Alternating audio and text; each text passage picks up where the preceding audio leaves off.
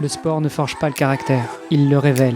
C'est cette conviction, ce mantra qui m'anime depuis des décennies, sur les terrains d'entraînement comme dans la vie. Et c'est aussi ce qui donne vie à ce podcast. Aller à la rencontre de celles et ceux qui, par leur parcours, leurs astuces et leur état d'esprit, nous montrent comment devenir triathlète, comment progresser et enfin comment performer en triathlon. Que nos invités soient des passionnés du dimanche, des amateurs éclairés ou des pros aguerris, chacun apporte sa pierre à l'édifice.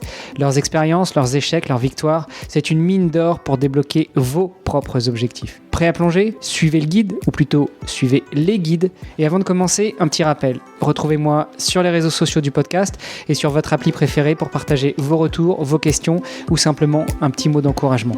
Tout est aussi sur devenirtriathlète.com. Les ressources de l'épisode, les bios des invités et bien plus pour booster votre pratique. Bonne écoute et surtout, bon entraînement. Salut les sportifs, c'est Armano et je suis très heureux de vous recevoir pour un nouvel épisode du podcast Devenir triathlète où, en plus, je ne suis pas seul. Au-delà de notre invité, j'ai mon co-animateur Charlie. Salut Charlie. Salut Armano, comment ça va ? Eh bah écoute, ça va, le soleil revient un peu à Toulouse parce que oui, l'épisode, on va le publier un petit peu plus tard, on a beaucoup d'avance, mais là, on est début juillet. Moi, j'ai pris quelques jours de vacances, j'étais bien au chaud en Italie. Il paraît qu'à Toulouse, il a fait une chaleur de dingue, c'est monté jusqu'à 42 ou 43 degrés. Et puis évidemment, quand on est revenu, il s'est mis à pleuvoir et à faire gris. Donc là, le soleil revient, c'est plus agréable.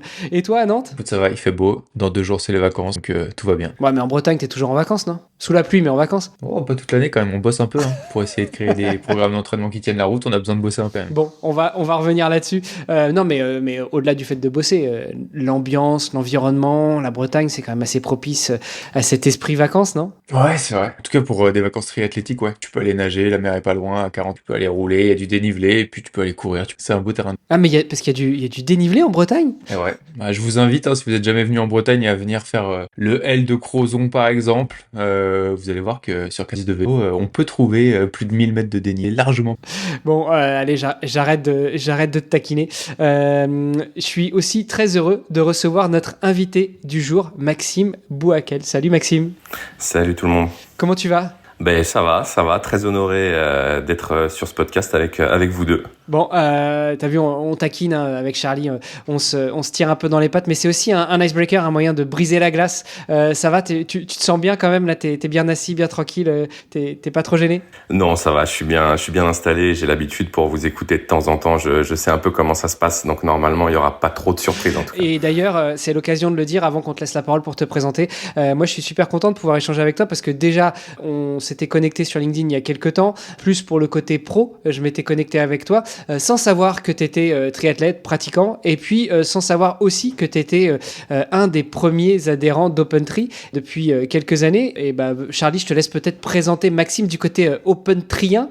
Ouais, Maxime, c'est un des tout premiers athlètes à nous avoir fait confiance il y a un peu plus de 5 ans, quand on a lancé nos offres, on en reparlait à l'instant pendant on a démarré nous notre accompagnement de triathlète par du coaching individualisé, et Maxime c'était un des tout premiers, je crois dans les 2 premiers avec Johan, on salue s'il nous écoute, à rejoindre l'aventure. Donc merci, moi je suis heureux d'avoir Maxime pour discuter notamment de ça aujourd'hui, et puis j'en profite publiquement de te remercier Maxime pour nous avoir fait confiance à ce moment-là, au moment où on démarrait, et puis t'as posé aussi les premières briques de ce qu'on est devenu aujourd'hui. Je suis ravi de discuter avec toi. Et du coup Maxime, encore une fois, avant de te laisser te présenter, on va faire les choses un peu à l'envers, mais parce qu'on est un peu à la maison là. Pourquoi avoir suivi OpenTri ? Pourquoi avoir été l'un des early adopters, comme on dit, l'un des premiers à leur faire confiance pour t'accompagner dans ton entraînement ? À l'époque, il y avait très peu de contenu sur le triathlon, et du coup, quand tu cherchais comment t'entraîner correctement, je dis bien correctement, c'est important, tu tombais très vite sur OpenTri. Et ajoute à ça que, comme Charlie l'a dit, c'était en plein confinement, qu'on pouvait pas sortir à plus d'1 kilomètre de chez nous.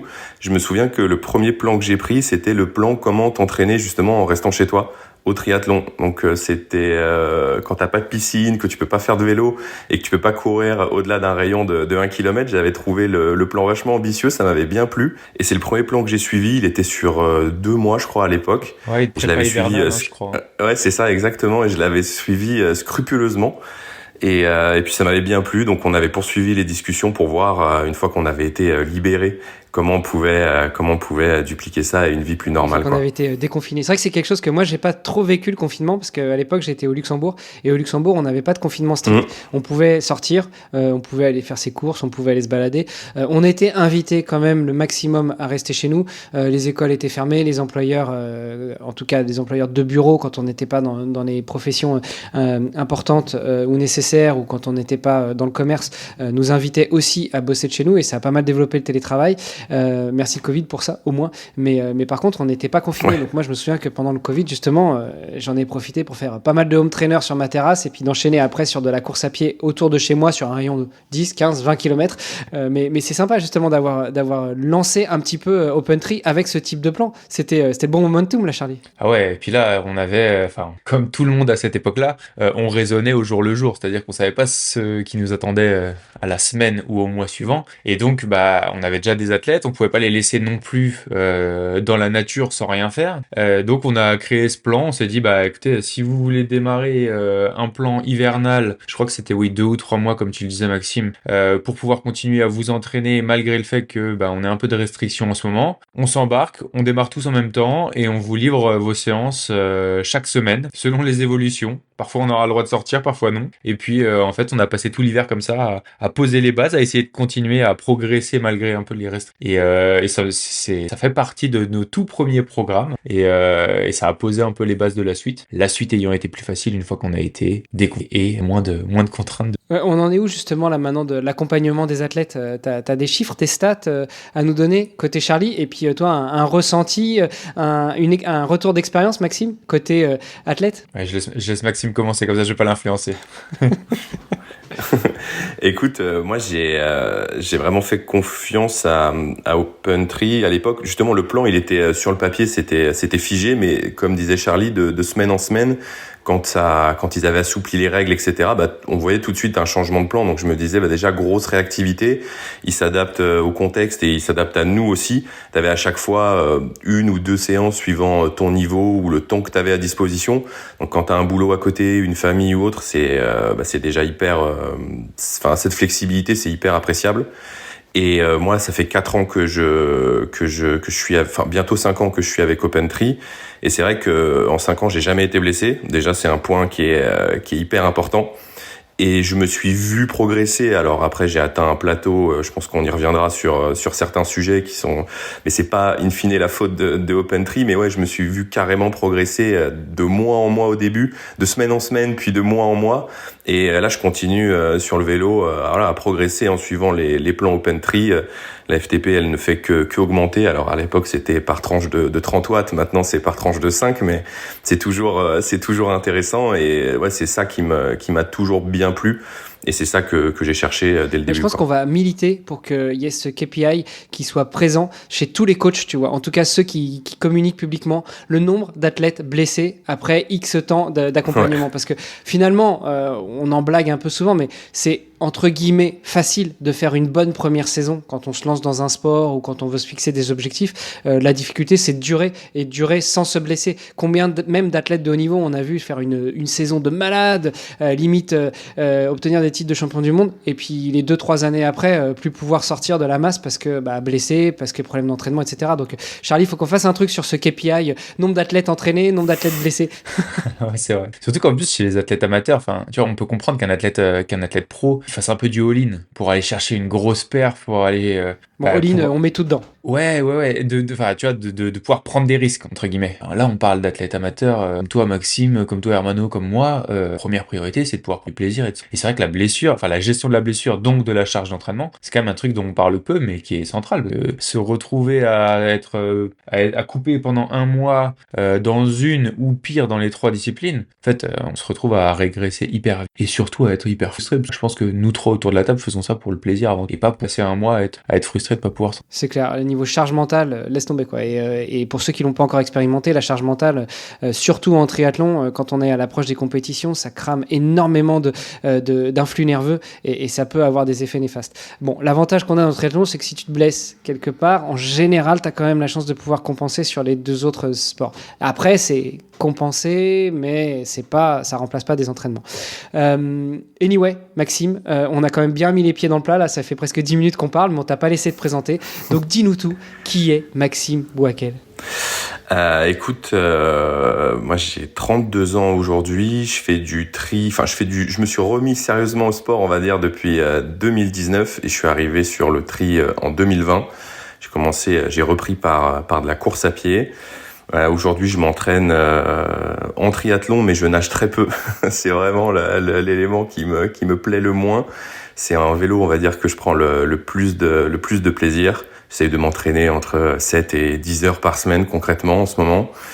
Et voilà, j'ai pas de fait d'armes épique, on va dire, à mon actif, mais j'ai essayé de rouler ma bosse de triathlète amateur un petit peu de partout pendant ces dernières années. Je pense qu'on y reviendra. Et d'un point de vue plus perso, entre guillemets, aujourd'hui je suis commercial dans un cabinet de recrutement. Et ça me prend tout le reste de mon temps libre, on va dire. C'est bien, on va pouvoir parler recrutement aussi, hein, entre spécialistes du recrutement. Moi, je suis plutôt côté headhunter, côté chasse. Toi, tu es plutôt côté commercial. C'est-à-dire que tu fais quoi, en fait? Tu vas chercher des clients qui ont besoin de recruter des salariés? C'est ça, exactement. Et après, je confie les besoins à mes collègues qui, eux, sont recruteurs. Et on est spécialisé sur les métiers tech et produits. Et on travaille principalement pour des startups. Voilà, c'est un cabinet très parisien sur le papier, même si aujourd'hui on est tous en télétravail et que je suis le dernier en région parisienne. Parce que c'est vrai que je l'ai pas précisé, mais j'habite dans le 78. Et c'est aussi facile de trouver du dénivelé dans le 78 qu'en Bretagne. Bon, il y a quand même un peu de dénivelé quand même en région parisienne. Tu prends le vélo, tu sors un peu, t'arrives à trouver quelque chose, non? Ouais, j'ai de la chance. C'est vrai qu'avant, quand j'habitais plus dans Paris, t'avais toujours 20-30 bornes où tu traversais la moitié de l'Île-de-France pour trouver la campagne. Là, au Vésinet, tu passes Saint-Germain-en-Laye, t'es derrière Versailles et t'es en Chevreuse ou dans le Vexin. C'est beaucoup plus facile et beaucoup plus agréable pour le coup. La recherche de D+, on va en reparler tout à l'heure. Je pense qu'on va parler de ton prochain objectif, parce que j'imagine que en ce moment, tu dois en chercher du D+, pour préparer ça. Tu veux nous en parler maintenant? Peut-être sur la saison 2025, là, en ce moment, tu vises quoi? Ça va être quoi les grandes échéances pour la fin de ta saison? Alors, la saison 2025, elle a été un peu tronquée par une fin d'année 2024 compliquée. J'ai eu une espèce de Covid long qui a duré de juin à décembre 2024, qui m'a pas mal empêché de courir principalement et qui m'a fait faire beaucoup de home trainer à faible intensité, on va dire. Du coup, j'ai réussi à maintenir un niveau à vélo, mais le reste, c'est bien cassé la gueule. Donc en merci, début 2000... parce que moi je me suis tapé 6 semaines de crève, on sait pas trop ce que c'est, mais on suppute que ce soit le Covid. Donc garde ton Covid long, hein, s'il te plaît, ne le refile pas même en visio. Normalement il est passé, j'espère en tout cas, mais ça a amené des sujets relous, genre de l'asthme, etc. qui à chaque fois que je courais, ça me mettait au tapis concrètement. Donc j'ai un peu tout mis, les entraînements de tri global. Au global en stand-by, je me suis bien focus sur le vélo. J'ai commencé 2025 avec le tri de Cannes, le M de Cannes, avec des potes pour rigoler. Voilà, il n'y a pas eu de chrono de dingue ou quoi, mais on a passé un bon moment. Et puis c'est un endroit très sympa pour faire un triathlon, Cannes pour le coup. Et là, donc je vise pour septembre, et ce sera mon seul et unique objectif de l'année, de faire le triple Ventoux, la cinglée du Ventoux. Je l'avais faite en 2023 et j'y retourne en 2025 parce qu'il me manque un trajet Chalais-Reynard, sommet du Ventoux. Ils avaient fermé la route pour une course de voiture lors de la dernière ascension, donc il me manque 8 bornes, je crois. Et c'est pas les plus simples, donc j'y retourne pour l'avoir au complet et pouvoir dire je l'ai fait. Alors, rappelle-nous un peu le concept. En gros, il y a tu peux grimper sur le Ventoux par 3 faces, depuis Bédouin, depuis Malocène et Saute, je crois. Ouais, c'est ça. À chaque fois, c'est entre 15 et 20 bornes et 1500 mètres de dénivelé. Et l'idée, c'est de faire les 3 phases dans la même journée. Ok, les règles sont strictes. Ça représente quoi comme distance et comme D+? Ça fait 4500 D+, et 120 km au total. T'as pas 1 mètre de plat, quoi. Tu montes ou tu descends. Tu récupères dans la descente et tu remontes. Et il y a une sorte de challenge officiel où en gros quand t'es en haut tu fais tamponner une carte par la boutique je crois au sommet du Ventoux, et quand t'es dans les 3 villages qu'on a cités, il faut que t'ailles acheter une bouteille d'eau pareil et tu fais tamponner ta carte par la boutique en bas. Après, je l'avais pas fait de manière aussi stricte la dernière fois. Je me suis dit que si c'est sur Strava, c'est que ça fait foi. Alors on sait bien, hein, si c'est pas sur Strava, ça n'existe pas, et si c'est sur Strava, ça fait foi. Mais après, pour le challenge quand même, c'est sympa d'avoir. Ouais, mais je pense que je vais le faire avec le tampon la prochaine fois justement. Je vais le faire avec le tampon histoire de l'immortaliser pour de bon.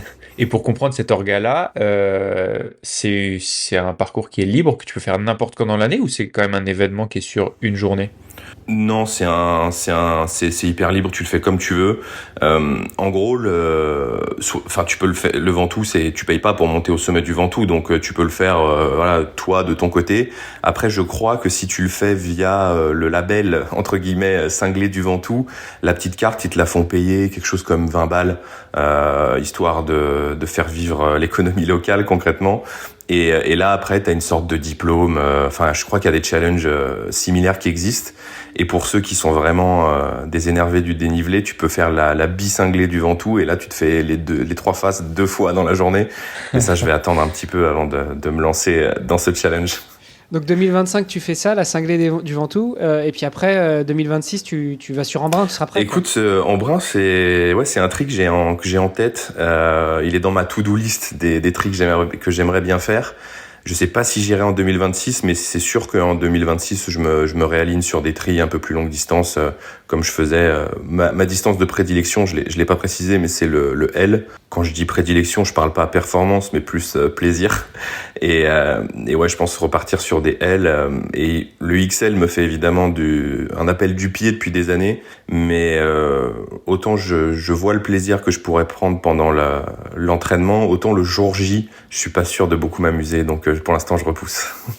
Mais tu sais, c'est le concept du pendant que tu y es, tu te demandes ce que tu fous là, et puis tu passes une ligne un pied de la ligne d'arrivée, tu te demandes encore ce que tu fais là, tu passes le deuxième, tu te demandes plus, tu te dis quand est-ce que c'est un peu le problème, mais honnêtement là je repars de beaucoup trop loin en course à pied pour m'aligner sur un marathon, surtout après un 180 bandes de vélo quoi.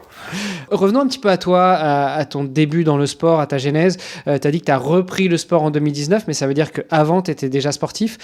Tu faisais quoi comme sport? Enfin, quand est-ce que tu as rencontré le sport et quel sport? Je pense que j'ai fait du sport comme 99% des gamins en France à l'école. C'est un avantage à l'école en France, c'est que tu as 4 heures de sport par semaine. Donc j'ai un peu touché à tout, du badminton au volley en passant par la lutte et la GRS. En perso, entre guillemets, j'ai jamais persévéré dans un sport. J'ai essayé pas mal de trucs. Pareil, j'ai fait du cheval quand j'étais petit, 1 an. Je fais de l'escrime. 1 an, j'ai fait du kung-fu, je crois. J'ai fait du foot. 2 ans, j'étais terriblement nul. Donc, j'ai jamais vraiment persévéré. Le seul truc que j'ai fait 3 ans, je crois, c'est la natation. Quand j'étais ado, c'est ma mère qui nous forçait à aller nager avec mes frères pour qu'on ait une activité physique en dehors de l'école. Et dès que j'ai eu l'occasion, j'ai arrêté. Et en gros, fin de lycée, école de commerce et première année de boulot, le seul sport que je faisais, j'avais coutume de dire que c'était de courir après le bus, quoi. Et ça s'arrêtait là. Du lever de coude? Non. C'était plus ça mon sport de prédilection pour le coup, ouais. Donc j'ai pas fait de sport, quoi. Mais comment t'arrives du coup dans le sport et en particulier la course à pied? Tu nous as dit, t'as commencé par la course à pied. Alors ce qui est marrant, c'est qu'en intro, tu nous as aussi dit que tu détestes nager. C'est pas le sport qui te fait prendre le plus de plaisir. Pourtant, t'as quand même fait 3 ans de natation parce que maman te poussait aux fesses pour que tu y ailles. C'est ça, et je pense que c'est aussi pour ça que j'aime pas ça de base. Maintenant, c'est marrant, mais c'est peut-être là où j'ai le moins besoin de m'entraîner. Techniquement, je pense être catastrophique. Maintenant, j'arrive à sortir des chronos tout à fait honorables pour un triathlète amateur. Voilà, je sors toujours, on va dire, dans la première moitié, sans nager, quoi, sans m'entraîner à la natte. Donc évidemment, si je nageais plus, je serais sûrement meilleur. Ça, c'est pas un sujet. Mais à choisir, je préfère courir ou pédaler que aller à la piscine, quoi. C'est trop la galère de nager. Ouais, au-delà d'être meilleur, tu sais bien ce qu'on dit en triathlon, hein, c'est qu'on gagne pas un triathlon avec la natation. En revanche, on peut le perdre à cause de la natation. Et au-delà d'être meilleur, peut-être peut-être que tu sortiras dans les mêmes temps, mais tu sortiras beaucoup moins épuisé. Et donc, la transition sur le vélo et après sur la course à pied, parce que finalement, sur la troisième épreuve, sur la troisième discipline, c'est là que tu vas payer les, entre guillemets, erreurs que tu as fait au début. Ça se passera mieux, quoi. Non, carrément. J'ai conscience de tout ça. Hein. C'est pas le sujet, mais c'est vrai que, comme on l'a dit, il faut que ça reste aussi du plaisir. Et là, ces derniers temps, c'est-à-dire sur toute l'année qui vient de s'écouler, faire mon sac de piscine, aller à la piscine, me mettre dans les lignes d'eau qui sont bondées, c'est hors de question. Et si j'y vais avec le club, typiquement c'est 6h30 du mat, donc c'est réveil 5h30, etc. Et pareil, j'ai énorme respect pour ceux qui arrivent à le faire dans la durée. Moi, je savais cette année que j'aurais pas cette discipline, donc j'ai préféré mettre ça de côté. Mais oui, l'année prochaine, comme je le disais, je vais m'y remettre parce que j'ai pas le choix. Et l'idée, c'est pas moi, je suis pas à un stade où je parle de perdre ou gagner un triathlon. Mais oui, ne serait-ce que pour passer un meilleur moment, il faut, quand tu sors de l'eau et que t'as la tête qui tourne, c'est jamais vraiment agréable, quoi. Bon, dans le 78, t'as pas quelques douves de château où tu pourrais aller t'entraîner en open water? Franchement, en soi, tu peux aller à la base de Cergy, pour nager open water. Maintenant, j'ai quand même la chance je suis au pied de Saint-Germain-en-Laye, il y a la piscine olympique. Sur le papier, j'ai pas d'excuses, hein. Elle est très bien. Il faut juste que je trouve la motivation d'y aller. Bon, en plus, maintenant, on nage dans la Seine. Ça y est, les premiers nageurs dans la Seine, ils ont mis la tête et les pieds et le corps. Il y a quoi, 15 jours, 3 semaines? C'était ce week-end, je crois. Je crois que c'était ce week-end, mais non, mais j'ai pas encore prévu d'aller. Déjà, moins je vais sur Paris, mieux je me porte. Et de là à aller sur Paris pour aller dans la Seine, c'est clairement pas le projet à court terme, ouais. Et tu en parlais, du coup, là, tu es licencié en club aussi, Maxime. T'organises comment tes entraînements? Est-ce que tu essayes d'aller faire des séances en commun en club ou est-ce que tu gères plutôt tes séances en solo? Franchement, je gère en solo 99% du temps. Le club, je l'ai rejoint à la base pour justement les créneaux piscine hors horaire public à la base, parce que cette année je suis pas allé nager comme je vous ai dit, donc j'ai pas fait un entraînement club. Maintenant, c'est toujours agréable l'année dernière, j'avais participé les 2 années précédentes au tri sur lequel tout le monde se rejoint, c'était à Vendôme. Donc t'as tout le monde, t'y vas pas seul, c'est toujours très sympa. Et puis j'aime bien comparer, je suis des plans open tri, mais j'aime bien aussi comparer avec ceux que le club propose.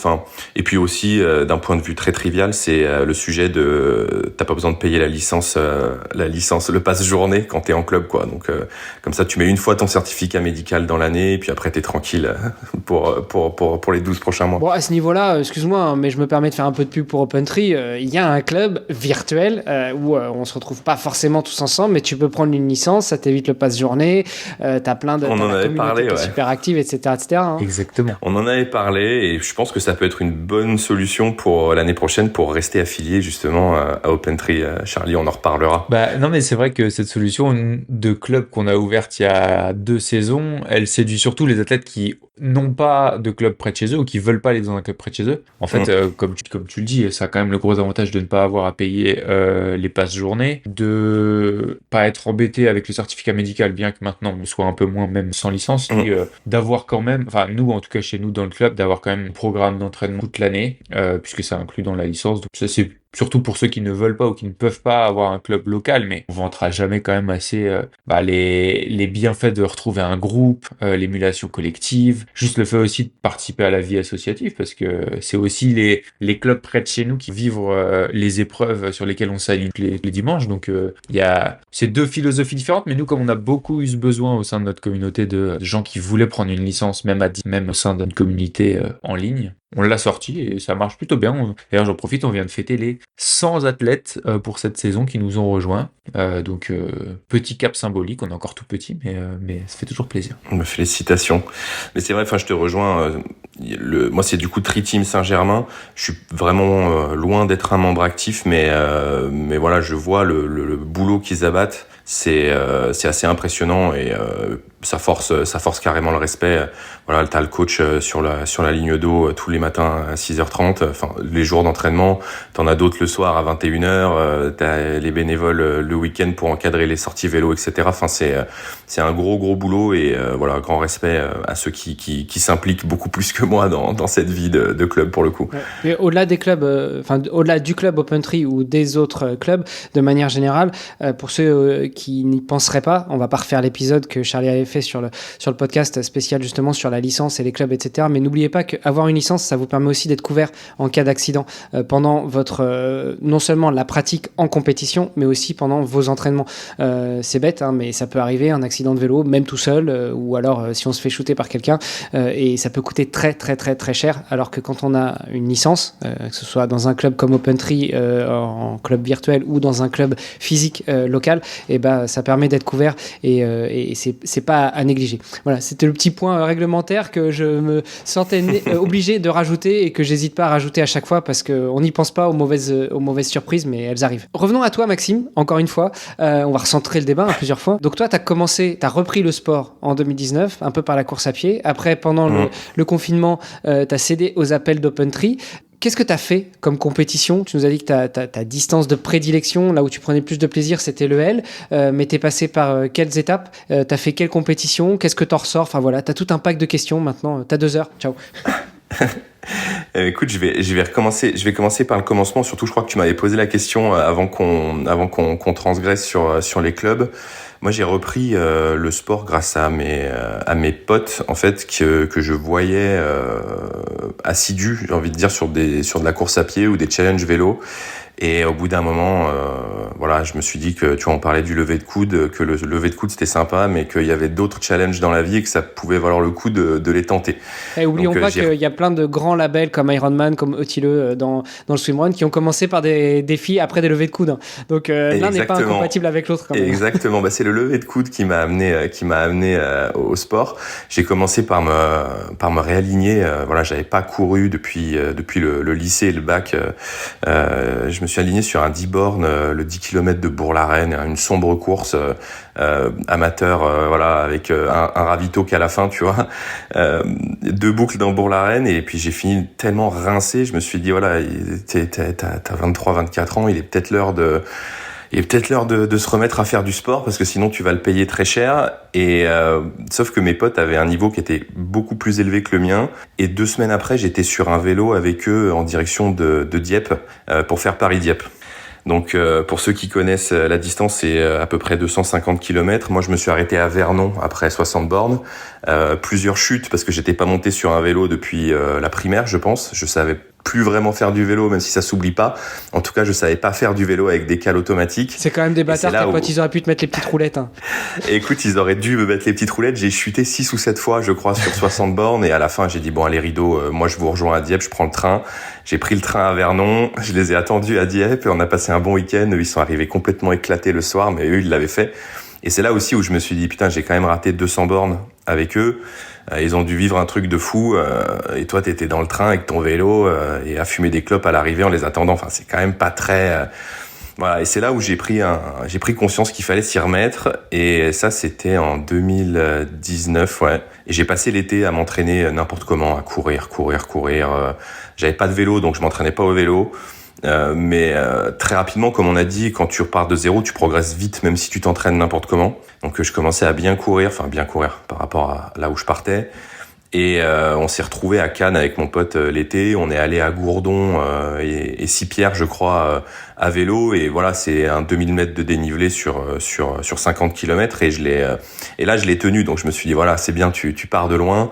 Maintenant, il faut le structurer. Et on s'est mis le challenge de faire le triathlon de Deauville l'année d'après. Fin 2019, début 2020, Covid, on va pas réécrire l'histoire. Je me retrouve confiné chez mes parents à ce moment-là. Et là, je me dis, t'as pas de vélo, achète-toi un vélo d'appartement et tu repars. Et comme ça, tu pourras au moins tourner les jambes un petit peu. Donc, pareil, je m'achète le vélo, mais le vélo de grand-mère, quoi, le truc énorme. Le David Douillet. Exactement, vraiment l'horreur, le machin. Mais pareil, ça m'a fait progresser de ouf. Je tournais les jambes 1 heure par jour dessus, sans aucun plan, mais in fine, tu tournes 1 heure les jambes par jour dessus. À la fin de la semaine, t'es entre 150 et 200 bornes, suivant comment t'as tourné les jambes. Donc, t'as dû regarder des séries sur Netflix à cette époque-là. Ouais, j'ai zoné Netflix et Twitch vraiment vénère pour m'occuper. Mais bon, il y avait que ça à faire en même temps pendant le confinement. Et en sortie de confinement, je me suis dit, bon, allez, je m'achète un vélo. Je me suis acheté un Giant TCR. qui est toujours avec moi. C'est mon fidèle destrier, même si j'ai upgrade sur un vélo de chrono, j'ai gardé le TCR. On a fait le triathlon de Deauville.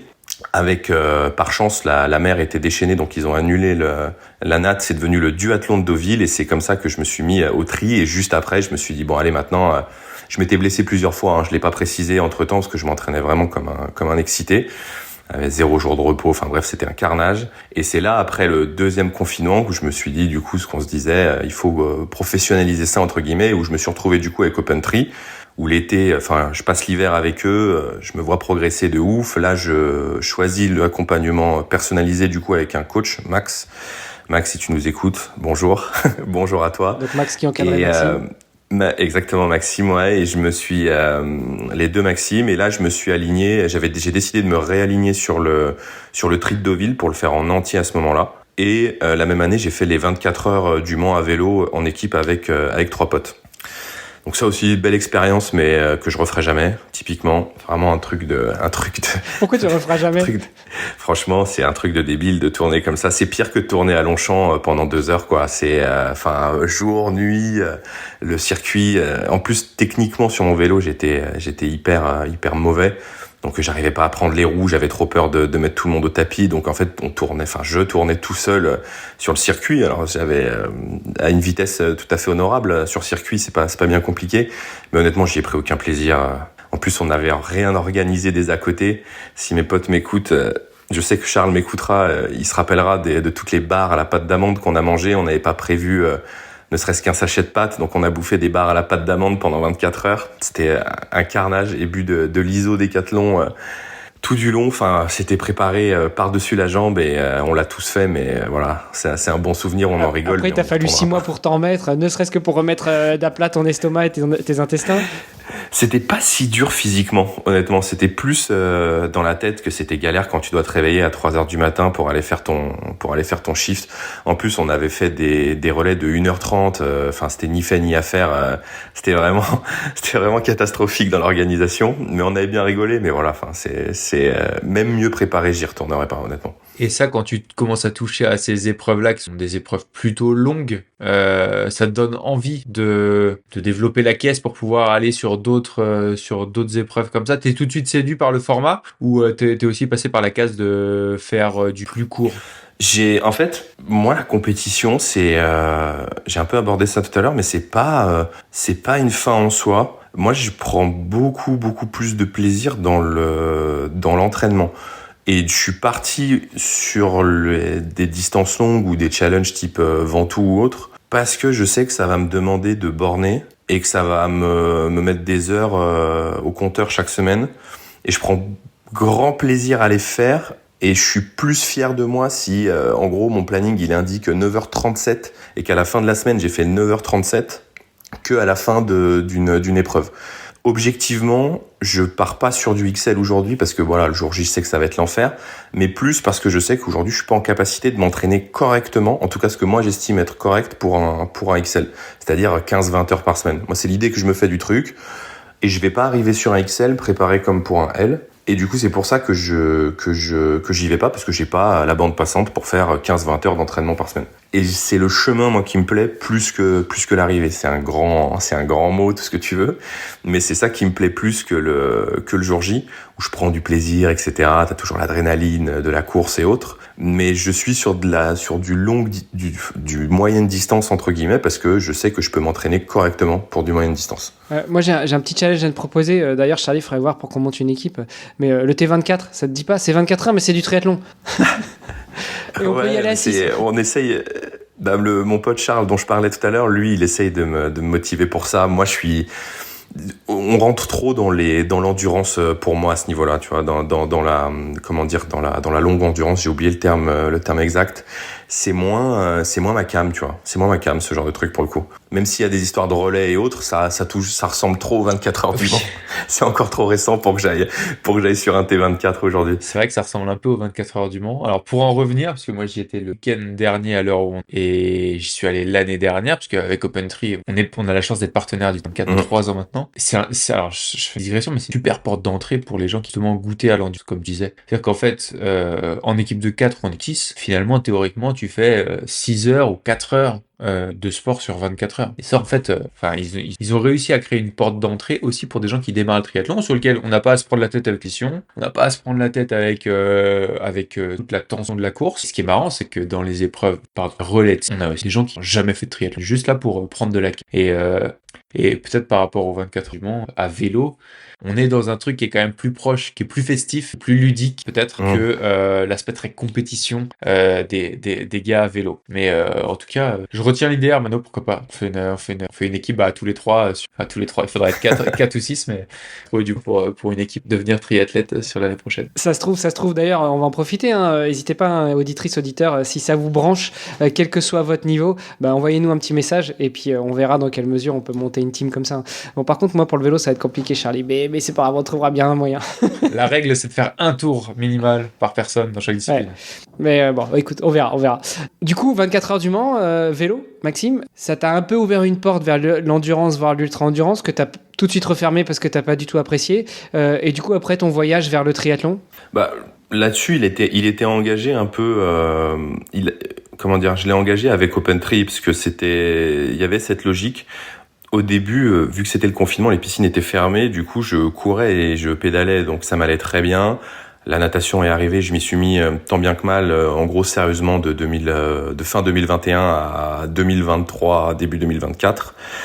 Et oui, ça m'a plu en fait mais comme je disais, c'est le chemin, le fait qu'il y ait cette discipline. Aujourd'hui, tu peux pas t'entraîner quand t'es amateur comme moi et que tu bosses à côté, que t'as une vie de famille, etc., des potes, enfin t'es obligé d'être discipliné. Et je trouve que pour moi c'est ça la plus grande performance. Et c'est ça vraiment qui m'a plu, qui m'a maintenu, le fait de me dire ok, t'as des échéances, tu peux pas y arriver en touriste. En soi tu peux. Pareil, quand je m'aligne sur une course, c'est pas pour faire x2 par rapport au temps que je peux avoir dans les jambes. Donc c'est de donner le maximum. Et pour ça il faut arriver préparé. Et c'est ça qui m'a plu, qui m'a maintenu et qui continue d'ailleurs à me maintenir dans le tri. Et chaque année je pense arrêter le tri en me disant vas-y, je me focus sur le vélo. Et je me dis putain, mais non, en fait, en soi c'est facile de sortir le samedi matin et le dimanche matin pour rouler. C'est plus compliqué de le caler avec un enchaînement, c'est plus compliqué d'aller nager le jeudi, d'aller pédaler, d'aller courir le mercredi, etc. Et c'est ça qui me maintient dans le tri. C'est pas le plaisir de la course, c'est de me dire putain ouais, ok, ça va. J'arrive à maintenir ce niveau d'entraînement, ce volume, et puis en fait ça fait entre guillemets de nous des athlètes complets, quoi, d'une certaine façon. Et tu vois, c'est ça que je kiffe, je te le disais en off quand on a booké le rendez-vous, c'est que nous on veut donner la parole aux triathlètes qui soient pro ou amateurs, amateurs au sens noble du terme, c'est-à-dire ceux qui aiment la discipline, ceux qui aiment le voyage, ceux qui aiment l'entraînement, etc. Et pour une fois, Charlie, qu'on a un amateur qui nous dit pas ouais, j'ai fait mon premier triathlon et puis je me suis qualifié pour les championnats du monde. Non, c'est bon ça. Et justement, tu vois, on arrive à comprendre le mécanisme, le pourquoi. Et en plus, tu nous dis, moi, je le fais pas pour la compétition, je le fais pour le voyage. La compétition, c'est un peu la cerise sur le gâteau, là où de toute façon, tu cherches à prendre du plaisir. Tu veux pas te lancer sur une compétition où tu sais que tu vas en chier. Et tu vois, c'est en ce sens-là que j'apprécie échanger avec des amateurs. Encore une fois, au sens noble du terme, de ceux qui aiment ce sport, cette discipline. Et la discipline aussi en termes d'hygiène de vie, parce que tu l'as dit, que tu sois amateur ou pas en triathlon, de toute façon il faut que tu aies un minimum d'hygiène de vie. Te mettre des caisses tous les samedis soirs alors qu'à 8h tu vas aller rouler 100 bornes ou 150 bornes, ça marche pas, quoi. Surtout quand tu commences à passer la trentaine. Complètement, non mais complètement. Et c'est vrai qu'à un moment, c'était en 2023, je suis allé au 73 du Luxembourg. Et j'avais dit à Max, à mon entraîneur en début d'année, donc pour le tri en juin, je lui avais dit j'aimerais bien viser une qualif. Et en fait, c'était marrant parce que tout de suite il m'avait dit ça va être trop chaud. En gros, on n'a pas assez de temps pour que tu sois prêt pour une qualif. Au final, je pense que j'ai été à mon prime de triathlète à ce moment-là, c'est-à-dire que j'ai jamais été aussi bon dans les 3 combinés qu'à ce moment-là. Et en fait, le jour de la course, c'est là où tu te rends compte, t'as beau faire le vélo de ta vie. C'est en course à pied que je me suis effondré à ce moment-là. Problème mal au bide, etc. Obligé de m'arrêter. Enfin bref, un enfer. Et je fais un chrono honorable. Je finis en 5h et quelques, 5h20 je crois. Mais tu vois, et le soir, je me pose, je regarde le meilleur en combien de temps il fait. C'était 4 heures, enfin le dernier à être qualifié au championnat, mais 4h30. Et c'est là, je me dis, ah oui, effectivement, enfin, En fait, ça demandera, faut que j'arrête de bosser, ou faut que je fasse trop de sacrifices, tu vois. Et ça m'a remis les pieds sur terre à ce moment-là. Et puis je me suis rappelé qu'en fait, je faisais pas ça pour ça, quoi. Et quand tu te dis que tu vas le faire et que tu n'y arrives pas, en fait, c'est hyper frustrant, quoi. Là aussi, dès le départ, tu vas justement, tu te fixes des objectifs qui sont ambitieux, mais en même temps atteignables. Bah, t'es content de les avoir atteints. Après, il faut pas se dire juste j'y vais, je finis, parce que ça sert à rien. Parce que tu peux y aller pas en n'étant pas entraîné, et puis tu t'arranges pour finir sous les cuts horaires. Et puis tu finis ton 73 en 8 heures. Alors après, c'est très bien de le finir, c'est pas le sujet. Mais c'est aussi encore une fois pour ça que j'y vais pas sur un full. Parce que tu vois, moi je me dis payer 600 balles pour finir mon full en 16 heures. Bah en fait non, tu vois, je pourrais marcher pendant 42 bornes, mais j'ai pas envie, quoi. Tu vois, si j'y vais, c'est vraiment pour arriver dead à l'arrivée et me dire voilà, je l'ai fait au maximum de ce que je pouvais faire. Je suis au fond du premier tiers, dans la première moitié, je suis content, je suis à mon niveau, mais voilà, je me suis dépouillé, quoi. Donc bon, c'est un peu décousu, mais c'est l'idée que j'ai de notre sport. Et ce qui est plutôt sage et progressif comme approche, c'est-à-dire que de toute façon, comme tu le dis, en 6 mois, vouloir viser une qualif, c'est illusoire pour la plupart d'entre nous. Par contre, ouais, être capable de gravir les échelons, les distances, les formats au fur et à mesure des années, il est là le jeu aussi, quoi. À pas se cramer, et puis à sentir qu'on progresse, et puis aller chercher un meilleur chrono sur une distance ou à passer à la distance du dessus. Et enfin, je sais aussi pour tous les amateurs, encore une fois, qui nous écoutent, que enfin, faut relâcher la pression par rapport à ça, hein. D'une part, les qualifs aujourd'hui, ça va se jouer à un niveau stratosphérique. Enfin, maintenant, les mecs qui vont chercher des slots, c'est des mecs qui, clairement, sont ouais, presque semi-pro, surtout sur les catégories où il y a beaucoup de concurrence. Enfin, entre 25 et 45, c'est quand même très très fort et ça tabasse très très fort pour aller chercher une qualif. Et il n'y a pas de pression à avoir là-dessus aussi, hein. Enfin, on est sur un sport de maturation très lente. Être capable de briller pendant 10, 12 ans, 15 ans sur triathlon, bah, c'est tout aussi honorable que d'aller chercher une qualif, hein. Et on n'entend pas beaucoup ce discours-là, quoi. C'est clair. Après, je le tiens peut-être parce que je finis pas mon semi en 1h10, tu vois. Peut-être que je dirais les choses différemment si j'étais, entre guillemets, bien plus performant. Mais ouais, enfin, après, il faut être lucide, en fait, sur ses capacités. Moi, j'ai vu trop de mecs, je pense à un gars en particulier que je citerai pas, mais faire des caisses sur, je vais finir tel triathlon le plus dur du monde, etc., nanana. Et la réalité, c'est qu'au bout, ça sort pas de l'eau, tu vois. Et je pense que c'est là où tu passes vraiment pour un con. Là où si dès le début t'es lucide et tu te dis ok, je vais me battre déjà contre moi-même et on verra après contre les catégories d'âge. Pour les catégories d'âge, bon bah voilà, c'est au moins t'es satisfait et puis tu peux toujours être fier parce que la réalité c'est qu'on a beau être 1500 sur un Ironman ou des chiffres plus faibles sur des tri le week-end, on reste ça reste une perf que peu de monde peut accomplir, je pense. Ce qui est marrant parce que j'en parlais encore aujourd'hui, hier j'étais invité sur un podcast. L'Ironman c'est presque devenu mainstream, quoi. Si t'as pas fait un Ironman, t'es pas un vrai triathlète. Pourtant il y a pas que ça dans la vie, hein. Non mais complètement. Mais tu vois, je suis allé sur le label, j'ai fait Vichy et j'ai fait le Luxembourg. Et franchement, c'est une expérience, il faut le faire, je pense, c'est important. Et à mon avis, si je fais un premier full, j'irai peut-être le faire sur le label parce que voilà, la cloche, tout ça, c'est hyper. Ça fait partie du folklore et de notre sport. Maintenant, 90% de mes tris, je les ai fait dans des à Rouen, Vendôme, etc. Et c'est très bien, et c'est très très bien, même c'est encore mieux, quoi, je trouve, parce que t'as moins de monde, tu t'es vraiment dans ton effort. Là où c'est marrant, mais tu vois, le Luxembourg, je fais mon meilleur chrono, je crois, à vélo. La réalité, c'est qu'on était tous à la queue leu le long de la ligne droite sur 40 bornes. Sur 40 bornes, j'avais l'impression d'être à Longchamp, quoi.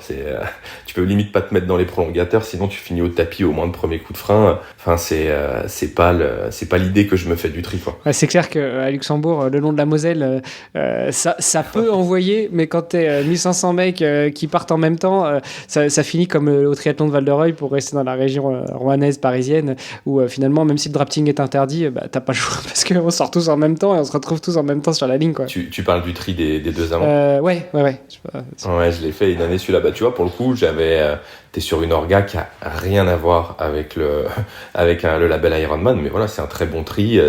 Quand t'habites à Paris, c'est à 1 heure de chez toi. Le parcours est sympa, il faut avoir un peu de jambes et autres, mais Franchement, tu vois, c'est plus ça l'idée que je me fais du monde amateur aujourd'hui. Et justement, comment tu choisis tes courses ou tes objectifs? Là, tu nous as dit, par exemple, que cette année, finalement, c'est pas une compétition. Tu vas faire cette cyclo que tu peux faire n'importe quand dans l'année, quand tu veux, comme tu veux. Faut juste aller chercher les tampons si tu veux avoir ton petit diplôme et puis être, entre guillemets, certifié, cinglé du Ventoux. Mais comment tu choisis tes objectifs, tes compétitions, tes courses, ce qui va te faire vibrer, surtout ce qui va te permettre de te maintenir un peu en tension toute l'année? Déjà, je prends en compte l'entraînement que ça va demander. Comme je disais, c'est un critère hyper important pour moi. Après, d'un point de vue plus logistique, j'aime pas trimballer le vélo à l'arrière de la voiture pendant des plombes. Donc, j'essaie de faire autour de la maison. Et après, je vois aussi si je peux me greffer avec un pote ou autre. Typiquement, l'année dernière, tous les challenges qu'on a fait en début d'année, on les a fait à deux avec un de mes collègues, celui qui habite à Cannes. On a fait Paris-Roubaix, on a fait le Vendoman, où en gros tu fais S, M et L le même week-end. On les a fait ensemble et tu vois, ça cochait tous les critères, quoi. 2 heures de Paris, un entraînement raisonnable mais en même temps exigeant, et on peut le faire entre potes, quoi. C'est ça qui définit. Et après, j'essaie de me caler avec la famille, voir si ça dérange pas qu'on parte le week-end ou que je m'absente solo pour faire mon épreuve, et j'essaie d'intégrer tout ça voilà, de manière très logique, j'ai envie de dire, avec les contraintes du quotidien. Et tu as des épreuves, enfin tu as une épreuve qui te ferait rêver plus qu'une autre, une que pour laquelle t'aimerais vraiment passer la ligne un jour? Si je suis dans le domaine du rêve, je dirais le Norseman, et c'est assez et pour le coup, chaque année je m'inscris et je me dis si t'es pris, t'es dans la merde. Si t'es pris, t'es dans la merde. Mais ça fait 4 ans, je crois, que je tente. Mais ça, ouais, je pense que si je suis pris, il faudrait vraiment revoir beaucoup de principes, beaucoup de choses. En tout cas, il faudrait vraiment se challenger très très fort. Et après, d'autres courses moins légendaires, mais que j'ai envie de finir. Et que je finirai, je pense, dans les années qui viennent. Typiquement, je pense le L de l'Alpe d'Huez, il me fait de l'œil, parce que j'aime bien le dénivelé, même si je suis un peu lourd, j'aime bien le dénivelé, et je sais que je prendrai du plaisir sur ce tri-là. Il y a quoi d'autre en tri?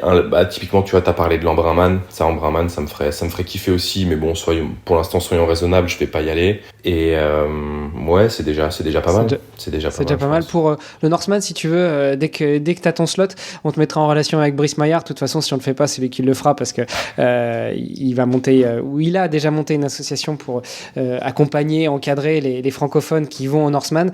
Et je te rassure, hein, t'as peut-être pas vu la vidéo, mais il a plutôt un physique de rugbyman qu'un physique de Charlie, tu vois. Donc, il est plus comme moi, massif, ou comme nous, massif. Donc, si lui il y arrive, il y a pas de raison que tu y arrives pas. Hein. Non, il y a pas, c'est pas une excuse, hein, encore une fois. Hein. Mais c'est vrai que des fois à vélo, quand tu fais un peu de dénivelé, moi c'est surtout en course à pied que je le ressens quand j'ai 1 ou 2 kilos en trop. Ça tape sur les genoux et tout de suite le cardio il explose. Donc voilà, il faudra faire des efforts si on est pris là-dessus. Mais bon, en même temps, il y a tellement de monde. Mais là, j'ai vu cette année, et d'ailleurs, mon Charlie, pour le coup, qui a été aussi chez OpenTree, lui, il va y aller. C'est le X-Tri en France, où à Lourdes, t'as 5000 mètres de dénivelé à vélo, 2800 en course à pied. Il voulait que je vienne avec lui. Et tu vois, typiquement, moi, je sais que si j'y vais, il me faut, je serai pas prêt. Donc, j'ai dit non, et il va y aller tout seul, quoi.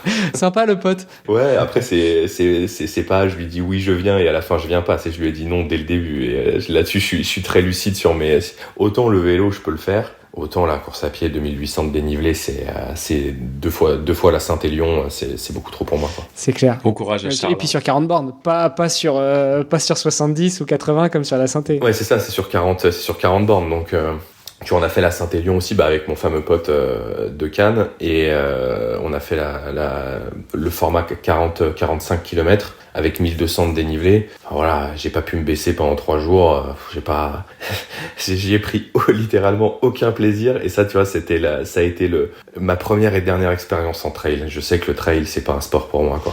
Et là, c'était OpenTree qui t'avait accompagné aussi là-dessus, sur cet objectif-là, ou pas? Ouais, exactement, ouais, avec Max. Du coup, c'est vrai que je lui ai il adapte pas mal les plans d'entraînement en fonction finalement de mes objectifs. L'idée, c'est qu'il y a un fil rouge triathlon, donc on s'entraîne dans les trois matières, les trois disciplines, pardon.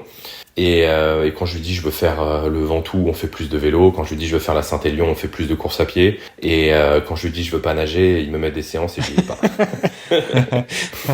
Max qui est allé, si pas de bêtises, jusqu'à venir avec toi sur ta première tentative au Ventoux. Exactement, ouais, on a fait la première tentative ensemble. Lui, il l'a en entier parce qu'en gros, on savait qu'ils allaient couper la route. Et du coup, quand on a gravi la deuxième ascension, lui, il est descendu au chalet et il est remonté instant pour l'avoir sur son Strava. Et le truc, c'est que moi, je venais de vomir ma banane sur le cintre du Giant et je me suis dit, je peux pas y aller maintenant.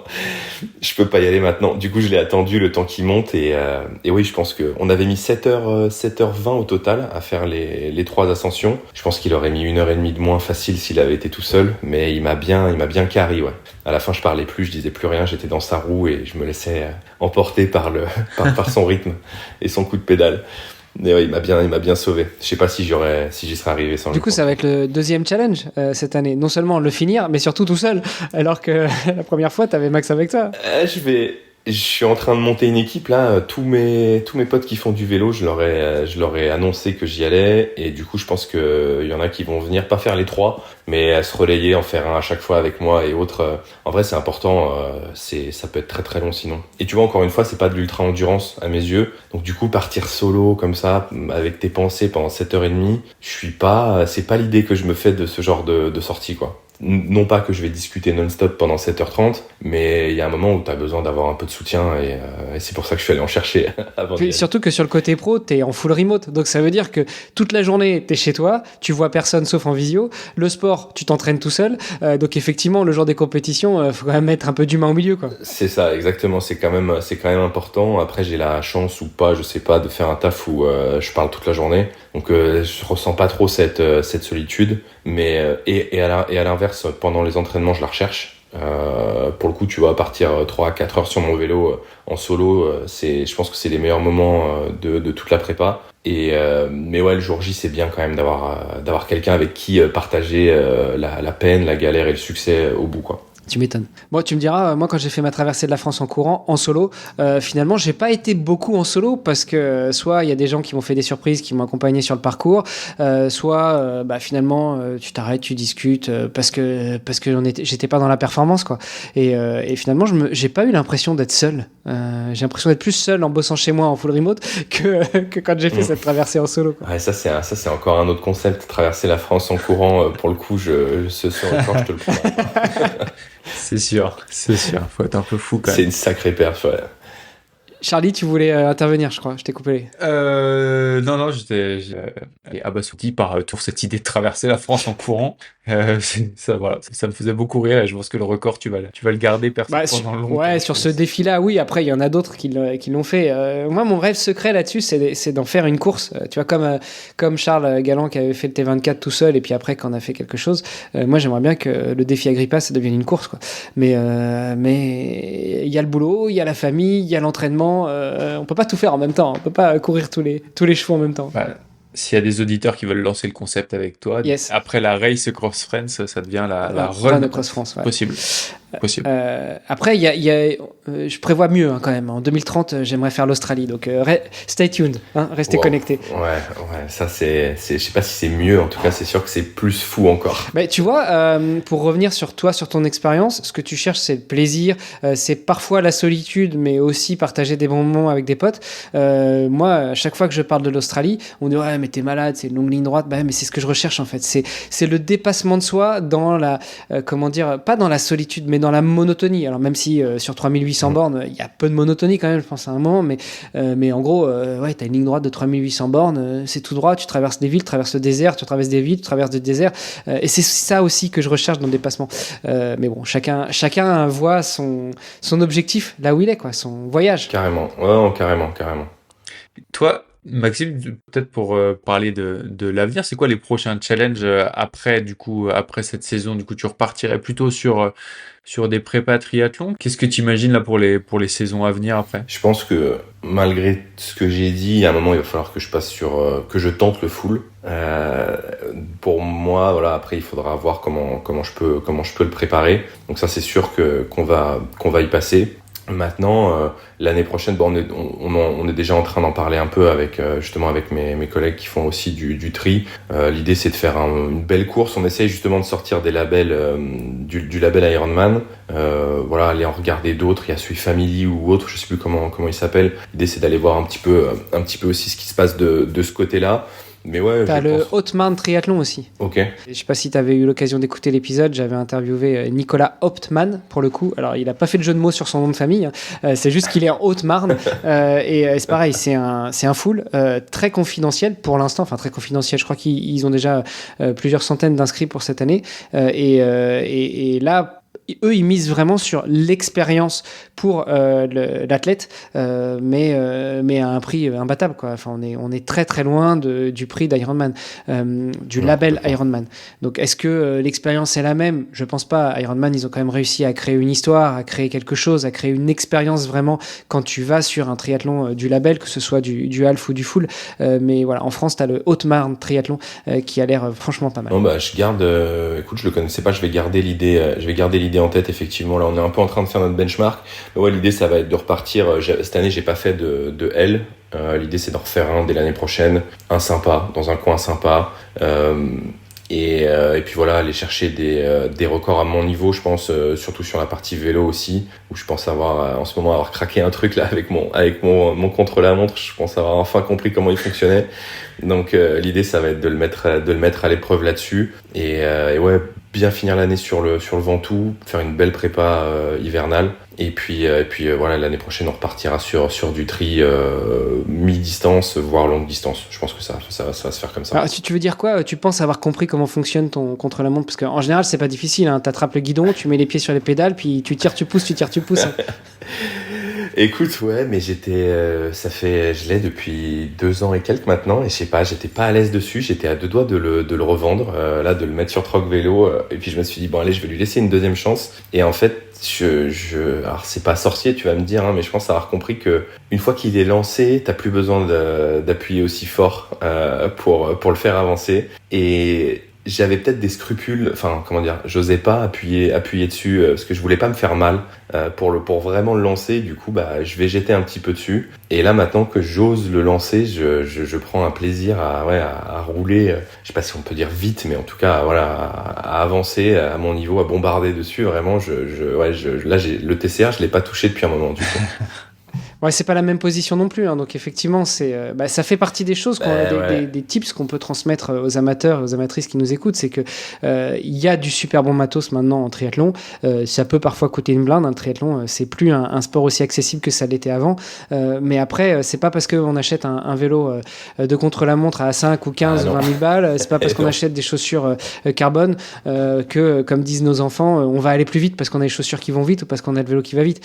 Faut trouver la bonne position et puis il faut travailler les jambes, quoi. Exactement, non, mais c'est là où j'ai vu, tu vois, je me faisais des séances, j'enchaînais quelques séances sur le contre-la-montre, puis je reprenais le Giant, et je me disais, ok, il m'a fait progresser techniquement, parce que c'est des vélos qui sont beaucoup plus rigides, que tu sois en descente ou quand tu te mets en danseuse, ça n'a rien à voir avec un vélo de route, pour le coup, c'est vraiment le principe. J'ai découvert ce que c'était qu'un vélo exigeant, on va dire, mais au-delà de ça, j'en tirais pas le plein potentiel à mon niveau évidemment. Là où voilà, je pense avoir réussi à maintenant à en tirer peut-être pas le max, mais en tout cas ce que je peux faire dessus. Et du coup bah ouais, effectivement, c'est le constat, c'est en fait c'est pas le vélo, c'est les jambes. Hein.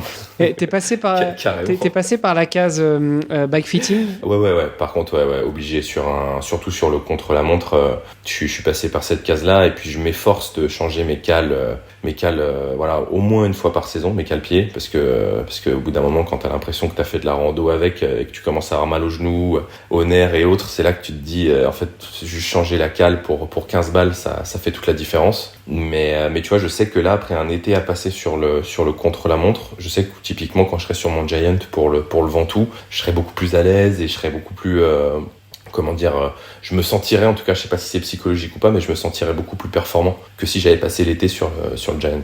Ouais, c'est ce que j'allais te demander. Comment est-ce que tu envisageais de faire le Ventoux? Parce que le Ventoux en contre-la-montre... Non, je pense que c'est même, enfin, autant, évidemment, tu te le traînes sur les côtes, mais c'est surtout en descente, je pense que c'est le plus dangereux, le Ventoux en contre-la-montre avec le vent qu'il y a et autres, c'est là où c'est le plus compliqué. Ouais, c'est clair. Bon, on pourrait aussi faire un point matériel, mais c'est aussi pour ça que sur certaines courses, regardez bien les règlements, des fois les roues pleines sont interdites, des fois les contre-la-montre sont interdits, des fois les prolongateurs trop longs, etc. sont interdits, et c'est pas que lié au drafting, c'est aussi lié aux conditions de course et aux conditions météo sur la course. Tu voulais réagir, Charlie? Je brûle d'impatience de poser la dernière question à Maxime, parce que je pense que la question signature du podcast, ça va nous apprendre pas mal de choses. Est-ce que tu avais d'autres trucs à creuser avant ça? Non, bah justement, j'allais te demander, Maxime, si à ton avis on avait fait le tour. Écoute, on a abordé pas mal de sujets, hein. Je suis content, je pensais pas que ça durerait aussi longtemps. J'espère que ça apportera un peu je sais pas si on peut dire de la valeur, mais que ça apportera quelques éléments aux amateurs comme moi, ouais. Bon, bah écoute, moi j'en suis convaincu, mais du coup on passe à la question signature. Le podcast s'appelle Devenir triathlète. Maxime, quel est ton meilleur conseil pour devenir triathlète? Au-delà de prendre un abonnement chez OpenTri, mais ça c'est autre chose. Merci pour la pub. Ça, c'est ce que j'allais dire, c'est mon côté corporate. Écoute, je pense qu'il faut pas se mettre de pression, se dire que dès lors qu'on nage, court et pédale régulièrement, on l'est déjà. Se dire que c'est pas parce qu'on finit pas un full au bout de 2 ans qu'on a raté sa carrière de triathlète professionnel. Et puis pas oublier que le principal combat, il est 99% du temps, il est face à soi-même et à la discipline qu'on peut s'adjuger. Je sais pas si c'est le bon terme, pardon, mais la discipline qu'on s'impose, voilà. Donc je pense que si on fait les 3 sports, qu'on est discipliné, on est déjà triathlète. Et derrière, avoir une idée de son parcours d'amateur, c'est aussi un bon conseil, se dire voilà, j'aimerais faire ça cette année pour pouvoir faire ça l'année prochaine. Je pense que c'est un bon moyen de voir plus loin que le bout de son nez. Écoute, merci beaucoup Maxime. Dernière question, qui est aussi une des questions signature. Où est-ce qu'on reste en contact avec toi? Où est-ce qu'on t'encourage? Et puis si on est une boîte qui cherche à recruter, alors soit vous m'appelez moi, hein, merci, ou alors vous avez le droit d'appeler Maxime aussi. Mais dans ce cas-là, comment on fait? Non, alors si vous voulez me suivre sur la partie sportive, évidemment Strava, hein, c'est toujours là où on trouve les triathlètes à quasi 100%. Maxime Bouacle, là-dessus vous aurez toutes les infos, je pense, sur le podcast. Et puis après, professionnellement parlant, évidemment, c'est LinkedIn, hein. Je pense que je passe plus de temps malheureusement sur LinkedIn que sur Strava, mais vous pouvez me retrouver là-bas et ce sera déjà pas mal pour discuter. Ouais. Super. Écoute, merci beaucoup Maxime. Merci Maxime. Merci à tous les deux. On a passé un super moment et puis comme tu disais, nul doute que ça servira aussi les autres amatrices et les autres amateurs, soit ceux qui découvrent le triathlon, soit ceux qui s'y sont mis il y a quelques années, puis qui comme toi, comme nous finalement, bourrinent comme des tarés avant de se dire il va falloir structurer quelque chose. Et dans ce cas-là, faut pas hésiter à aller chercher un accompagnement ou même à prendre contact avec certains invités du podcast pour savoir comment est-ce qu'ils ont fait et puis rentrer un peu plus dans le détail. Carrément. Ouais, merci Maxime. Carrément. Merci pour ton passage. Merci à vous. À plus. Salut, merci. C'était Devenir triathlète. Merci d'avoir écouté cet épisode jusqu'au bout. Nous, on a pris beaucoup de plaisir à l'enregistrer. Alors si ça vous a plu, vous pouvez nous suivre sur nos réseaux sociaux, Instagram, LinkedIn. On se rejoint maintenant sur devenirtriathlète.com. Vous allez retrouver l'ensemble des épisodes, mais aussi des outils, des ressources et des conseils gratuits pour débuter, progresser ou performer en triathlon. On ajoute toutes les semaines de nouvelles ressources. Si vous avez une idée d'invité, n'hésitez pas à nous envoyer un petit message. On se retrouve tout de suite sur devenirtriathlète.com. Salut les sportifs!